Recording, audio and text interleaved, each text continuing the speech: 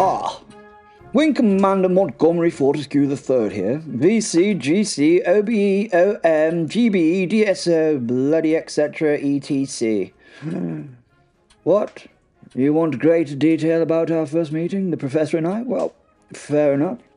I would hate to bore those who have heard this story in short form in another episode, but it adds inherent value to the information I disperse, I find.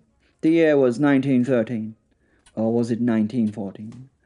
So many years have passed that it is often difficult to decipher when things happen. It was Montrose Air Station, one of the 12 new air bases that had been proposed by the British government and to be operated by the Royal Flying Corps. The First Lord of the Admiralty, Winston Churchill himself, had given the go-ahead, and Montrose was the first of these to allow aircraft to protect the Royal Navy bases at Rosyth, Cromarty and Scapa Flow. It was told later that old Winnie actually met with Nessie for a chat on his journey when he was up here. Something about her and the war effort. Found that out in the summer of '74, actually, doing the job. You ken, as they say up in Scotland. Montrose? Oh, you've never seen the place? Well, most haven't, but this small patch of blight here has had some of the most amazing things take place on it, and above it, that have ever, well, you know, taken place. The base at this time was a patch of, well, wind-blown grass on the Scottish coast. The sort of place where mist comes in sideways and the gulls look like they've been planning something unspeakable for weeks. They're all evil sods. Have to say, the gulls have got no better. Still take a fish supper out of your hand when promenading down at the harbour. Back in the day, we could sort that rot out with my purdies. A couple of blasts from the old shotties would have minced Seagull, and a happier population would have resulted. Bloody protected species now. What rot? It's always bloody yoghurt weavers these days, isn't it? Making trouble. Have you met them? Vegans and the like? Vegans. Binky, my old battle axe, does yoga. No comment on yoga. I have checked whether it has anything to do with Satan, religion, or anything magical. Turns out no magic, no summoning of demons, just the disappearance of large sums of cash into the pockets of hemp linen trousers. He's the veganese, the yoga teacher chappie. Thin, pale, looks like he's never had a good feed in his life. Well, I suppose without bacon butties, how could he have? Bet he smokes that marijuana as well. What's it called? Yes. Met him. Had a bun in his hair. Yes, a bun. Binky says it's called a man bun and is very fashionable. I put her straight, though, because I am so wakened. Wokened. Is it woke? Woke. That's the biscuit. I turned to her and said, "No, Binks, old girl, that is a hair bun. It would be sexist to refer to it as a man bun. You see?" Oh, where was I? Oh, yes. Montrose Air Base. It was the first proper RAF base in the country, though we were still technically in the Royal Flying Corps back then. The RAF came later when the brass at the top recognised how vital planes would be. When was that? 1918? Brought the Royal Naval Air Service and the Royal Flying Corps together. Great days. Oh, I saw it. I got off track again. Montrose Air Base, 1913-ish. The air smelt of oil, sea salt, and fear of the newfangled contraptions built from canvas, string, and horse glue, and rather lots of, well, let's just say a lot of hope. I was there to train the men to handle those biplanes, mainly to stop them from decapitating themselves, I must admit. I didn't do much training, pointed at the fast spinning bit at the front and told them not to touch it while it was, well, spinning. If they got that, then I would put them on my old Winchester 6 HP BSA motorbike. If they made it down the runway and back, I would throw them into the pilot's seat and let them take a kite up. Learning on the job is the best way. Any man who could ride the bike could fly a plane. Still the truth. Still have the old BSA. Great bike. Don't take it out very much these days. Binky does worry. She's a decent old filly that way. To be completely frank, it has done more miles in the back of a rescue lorry than it's done on its own tyres. 6 horsepower, you know. Very disappointing to learn the average horse has 15 horsepower. How does that work? bloody stupid. What? Ah, yes, the recovery service? That was it. Marvellous. I still miss the old Automobile Association recovery chappies saluting their badged members on the side of the road. Think it was part of the start of the rot of standards when they stopped. I used to polish my badge to a vibrant shine, I tell you. I was very proud of the AA. I needed them often. What? Oh, sorry. Sorry? My God, back to the story. It was a quiet post in Montrose if you don't count the occasional engine fire and a horrendous death in a mangled pile of canvas, wood, wicker and string. A quick way to go back in those times. None of these ejector seat thingamies or parachutes to save a chap. Not many injuries back then, just a sudden stop and a one-way trip to a coffin. It is often said in jest these days, but we did not think it was funny back then, when we genuinely believed that any crash a fellow walked away from, even with a limp, scalds minor burns, and the seat ripped out of their pants, was just a heavy landing. I went through so many trousers, and Mrs. Miggins was always stitching them back together. After a good thorough wash, you understand. Many types of accidents happen when you're falling out of the sky. Anyway, let's fill you in about moi. No, I'm not French. Just ambidextrous in that language. You'd be forgiven for thinking I was immortal. I'm not. I bruise, bleed, cough, sneeze, and occasionally get indigestion from kippers, just like everyone else. The difference, you see, is that where other men die of those things, I somehow don't. Now, I wasn't born lucky. No, born in Surrey, 1895. Nothing particularly fortunate about Surrey. Grey skies, damp cricket pitches, and the looming inevitability of war. My luck was actually given to me. Yes, gifted. Stuck to my bones like a burr you can't shake off. Still not sure I appreciate it. Still banned from every casino in Macau. Can't blame them. Baccarat was my weapon of choice. Fair clean them out. Wonderful. Got stopped at the border in 51 with several £1,000s worth of local currency in my luggage. Took old Bertie Aylesbury to get me out of that one. Sad the way he went. Hung himself with stockings. His own stockings. Had a thing for wearing women's underwear. There were rumours, and we'd all been to private school, so it was no shock. We all understand it, He's just a regular chap. Although I do hear his young footman never got over it. Poor chap. Devastated. What? Oh, yes, how did I get my look? It happened in South Africa when I was 18, and the Boer War was doing what wars always do, mincing boys into corpses and villages into ash. Mincing boys. Not funny, but Bertie did a lot of mincing, in the other way. Handsome boy. I was young, rash, and thought of myself rather good with a rifle. I wasn't. I nearly blew my own boot off on several occasions. Sadly, I eventually entered the RAF. Well, not sadly, it's been the greatest days of my life. I'm good at aiming planes at whatsits, but not so good with the old fire sticks. Shotguns, yes, but that's cheating, isn't it? Well, it is in my eyes. Anyway, sorry, I digress once more.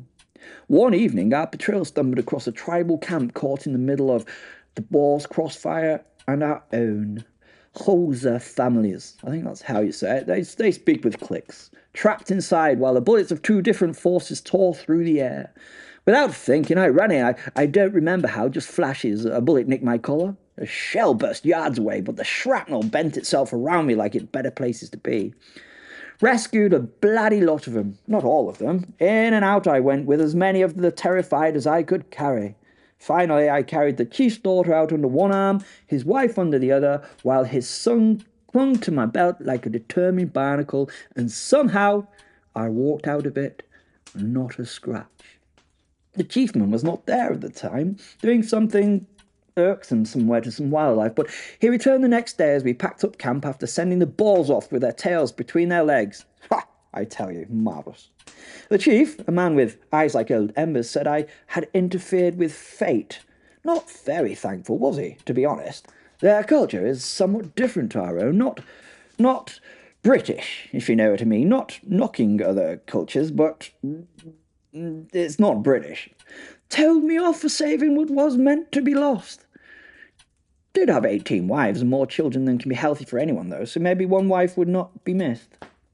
Not a nice thing to say. Probably a good thing in a strange way for him. He was getting on. Might have given him a night off, if you know what I mean.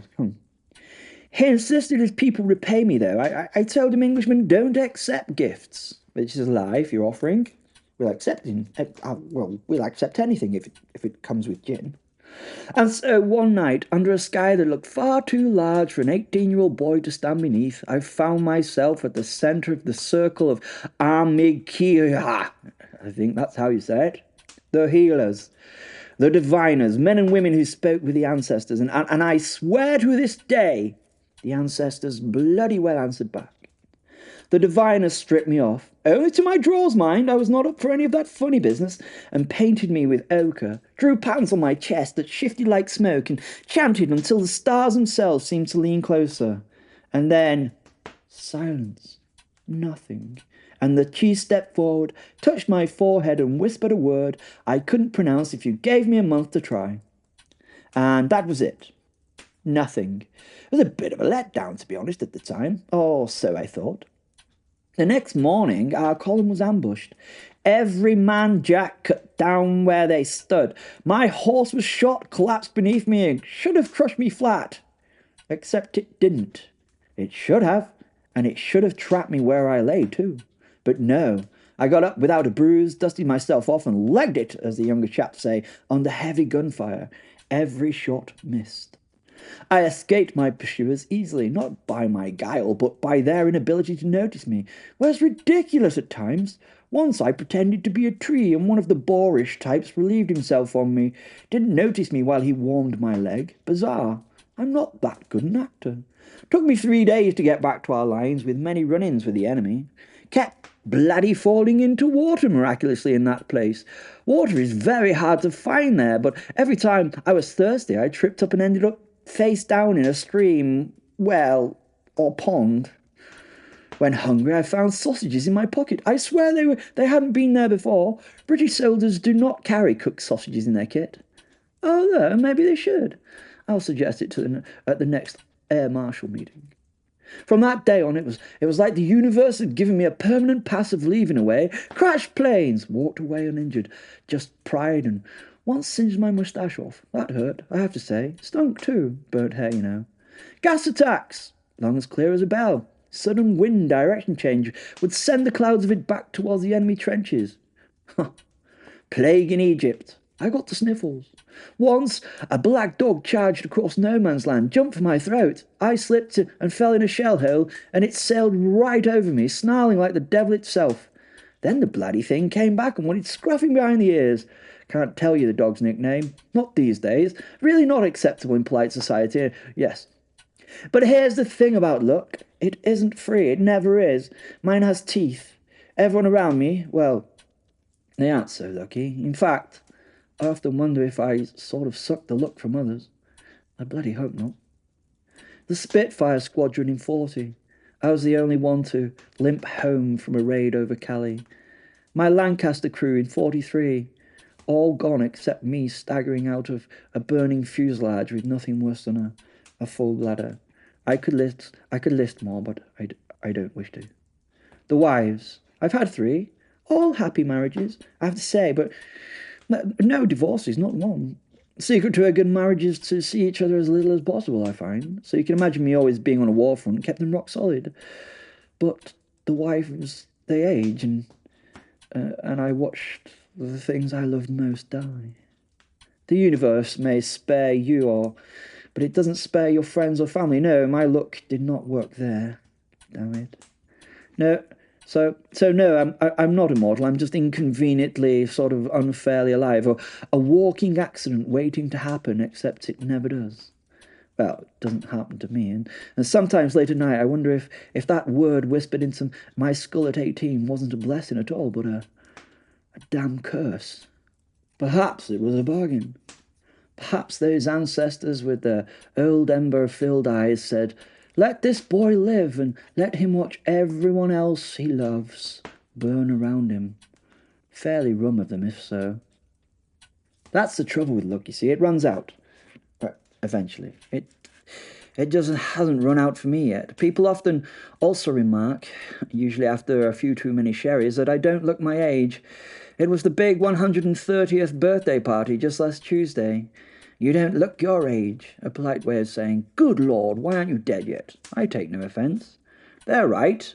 By the laws of medicine and common sense, I ought to have been a footnote on a cenotaph decades ago. But the thing about luck, real bone-deep, green-eyed lady luck, is that she doesn't let the usual rules stick to you. Coughs clear up, wounds knit faster than they should. Diseases that knock others sideways barely tickle. I was once quarantined in Bangkok during a cholera outbreak and left the hotel fitter than I went in. Put on half a stone, actually. Well, that was thanks to the rice pudding, made with proper cream, you see. Time itself seems to trip over me as if it's distracted. There are... Where other men stoop grey and fold into themselves, I've merely thinned. Weathered, yes, but not crumbled. It seems, and I say this with no scientific evidence beyond my own exasperating existence, that a man may live very much longer than expected, provided Lady Luck has taken a particular shine to him. Anyway, that's enough about me. Back to the professor and our first meeting. It was a filthy night, clouds rolling in off the sea as if aggravated. It was going to blow a bloody hoolie, a belter of a storm. We were busy tying everything down that needed tying down. We didn't really notice much else. And then he just walked straight past us. I was incredulous at first, I was. He was not in uniform, but was definitely an Englishman. A chap can tell these things from the man's gait as he walks, and the general cut of his jib, to be honest. He was also not in any bloody century I recognise. I know that sounds somewhat odd, but it's the utter truth to boot of the moment. He wore a dark coat that made him look like a shadow that had been sewn into the shape of a man, and his eyes... God, his eyes. God help me, they looked like they'd seen every battle since the world was young and hadn't forgiven any of them for the horror that they'd left him with. Later found out that he'd been at most of the battles and started a few to boot. He didn't say a word to any of us. He did not engage with us. He did not even see us. Seemed a somewhat rude chap. He just marched straight past us and onto the airfield as if the place belonged to him. I called after him something along the lines of, "Oi! You just can't!" And he ignored me.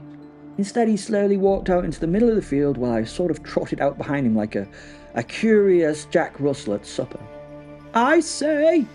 I repeated. "I say!" Again he acted the cad and ignored me. As I got closer I could see him mumbling something under his breath. I couldn't hear it though because of the blasted storm. As I got within arm's length he raised a hand, signifying for me to wait a moment as he knelt. "Sorry, old chap," he said. "I will answer all your questions when I've dealt with those things." He now pointed to the sky as the lightning lit it as if on command. 2 giant airships in the sky, not so far away from us, really. The lightning was being created by them as they flew. I was struck dumb. How could they be flying in this storm? Why would they be flying in this storm? It had to be certain death for the crew. It had to be. I have taken some silly chances when taking flights, but this was execution by storm for the poor fellows. "They are the storm," he said. "and there's no one on them." He continued as if he'd read my mind. I turned back to him to ask a question. Again, the hand raised to make me take a pause. I know I should have taken charge of the situation, but although the man was without rank or uniform, his confidence and his lack of dismay at what he saw made me believe that he had the authority in this situation. Again, luck had allowed me not to make a silly mistake and rugby tackle him to the ground for being a spy. He closed his eyes, muttered in some language that tasted like dust and candle smoke, and then he drew a neat circle on the grass with a vial of glowing water. I'd seen the water fluoresce off the coast of India a while back, and the water he poured looked something like that. I thought he was mad. And then he said, "If you value your aircraft, you'll want this finished before it arrives properly." It? I didn't have to wait long to find out what it was. It was the storm itself. The clouds attacked first, not rolling in, but hunting shadows. Thick, black, and moving against the wind, they swept anything they touched into themselves. Then the lightning, it wasn't regular lightning, it was alive with claws, teeth, and a hunger for wood, fabric, and flesh. A werewolf. It came crashing down, striking the earth with the force of artillery shells. Mud and clods of turf were thrown into the air, where they were then hurled as if something was throwing them accurately at anything that could be smashed. I'll need you to distract it. I'm afraid I didn't get here quick enough. Not finished the counter spell to it. How do you distract an airship-created storm? Not something we learned. Any of your chaps brave enough to toss themselves up and into that? He asked with resignation and sadness. Well, I mean, obviously they might not come back. But if I don't get this finished, that thing is going to hit the naval bases. I'm afraid you're just a low-priority target and very unlucky to be in its path. So I ran back to the pilots who were all huddled in the shelter of what was mostly wreckage of the airfield's buildings.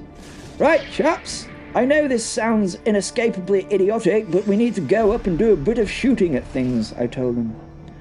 Many pairs of concerned and frightened eyes looked back at me. They all knew it would probably be a one-way journey, but then, of course, all the chaps stood up and saluted. Bloody volunteering! Every man, jack of them. Sorry, a bit of a tear in the eye. We rushed to where the kite should have sat. Wreckage. Only 3 of the BE-2Cs still seemed whole. All the fighter variant types, thank goodness, or thank that green-eyed lady. Well, somehow we got them started. Somehow we got them airborne. And that, my friends, is when the true horror of the night began.